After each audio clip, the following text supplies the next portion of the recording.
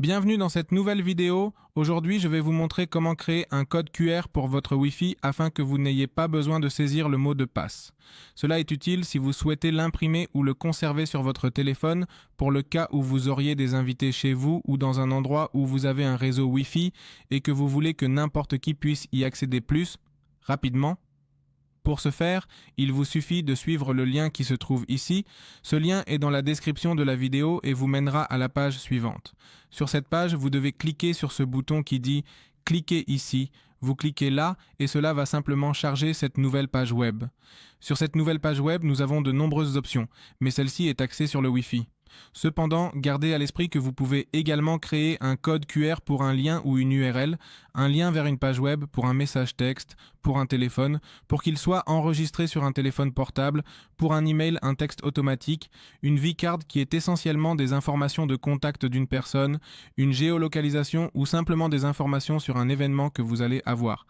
Mais dans ce cas, pour cette vidéo, allez là où il est écrit Wi-Fi. Dans Wi-Fi, ici c'est très rapide. Il suffit de mettre dans le champ « Nom du réseau » ou SSID, le nom de votre réseau Wi-Fi. Si c'est en majuscule, on le met en majuscule. Si c'est en minuscule, on le met en minuscule. La même chose pour le mot de passe. Pour le mot de passe, si le mot de passe est en minuscule, on le met en minuscule. Si c'est en majuscule, en majuscule. Et ici, pour le type de sécurité, nous devrions rechercher quel type de sécurité notre réseau Wi-Fi utilise. Cela apparaît dans les informations du téléphone. Si vous le souhaitez, vous pouvez entrer dans les paramètres réseau, vous connecter à votre Wi-Fi et là, le type de sécurité de votre Wi-Fi apparaîtra, que ce soit WEP ou WPA. Dans ce cas, je le laisse simplement en WEP. Et vous allez mettre n'importe quoi ici à titre d'exemple. Disons que le réseau s'appelle UJNGTMA et que le mot de passe soit celui-ci SuperCX.